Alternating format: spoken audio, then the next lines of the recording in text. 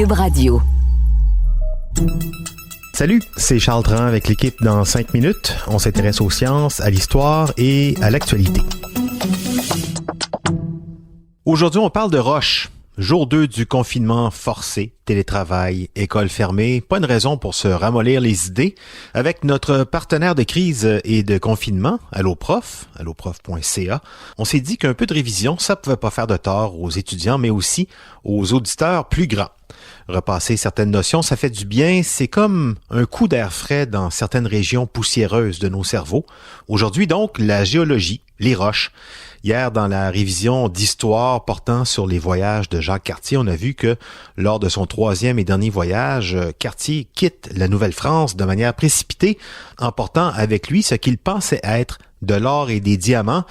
Mais s'il avait un tant soit peu réussi son secondaire 2, il se serait vite rendu compte que tout ce qui brille n'est pas or et que la pyrite et le quartz, c'est franchement pas la même chose que de l'or et des diamants.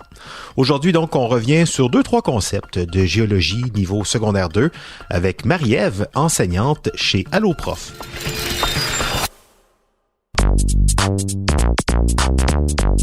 Une roche est un matériau solide qui constitue la croûte terrestre et qui est formé d'un assemblage de plusieurs minéraux. Avec leur composition variée, les roches se retrouvent sous de nombreux aspects. Les scientifiques les ont classées en 3 grandes catégories selon leur processus de formation. Les roches ignées, les roches sédimentaires et les roches métamorphiques. Les roches ignées résultent du refroidissement et de la solidification du magma provenant du manteau.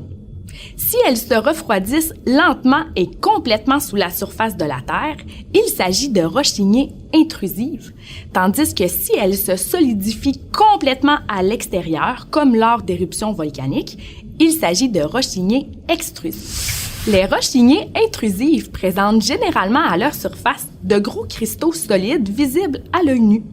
On peut facilement distinguer les minéraux qui les composent. Le granit et le gabbro en sont des exemples. Les roches ignées extrusives ont plutôt une texture lisse puisqu'elles ont été formées rapidement. L'obsidienne a d'ailleurs été formée de cette manière. On peut également retrouver de petits trous dans ces roches dus au dégazage rapide de la lave lors de l'éruption volcanique. C'est le cas de la pierre ponce que l'on utilise notamment pour polir différentes surfaces. Les roches sédimentaires sont formées par l'accumulation graduelle et la compaction des sédiments.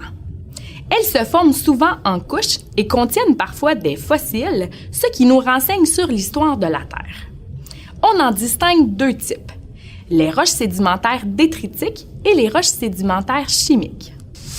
Les roches sédimentaires détritiques proviennent de l'érosion d'autres roches déjà existantes. Dans cette catégorie, on retrouve le grès, qui est issu de la compaction et de la cimentation du sable. Les roches sédimentaires chimiques proviennent de la décomposition d'organismes morts depuis des millions d'années ou de la minéralisation de substances présentes dans l'eau. Le calcaire en est un exemple, puisqu'il est formé par l'accumulation de squelettes de micro-organismes au fond des mers. À mesure que le temps passe, les roches se déplacent, s'érodent et se transforment. Les roches métamorphiques sont issues de la transformation des roches ignées et sédimentaires qui ont été soumises à des pressions et à des températures extrêmes. On en distingue 2 types, les roches qui ont été transformées par le métamorphisme régional et celles qui l'ont été par le métamorphisme de contact.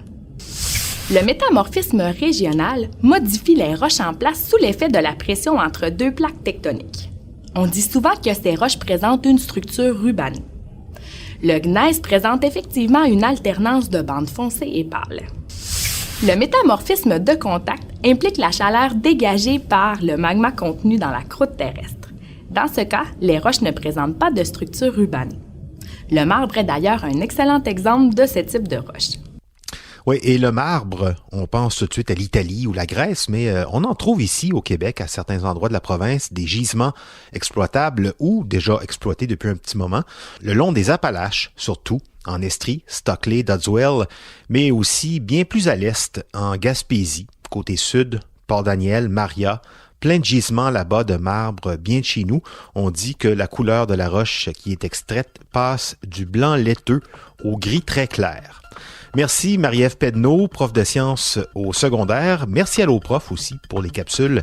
C'était en 5 minutes, en confinement.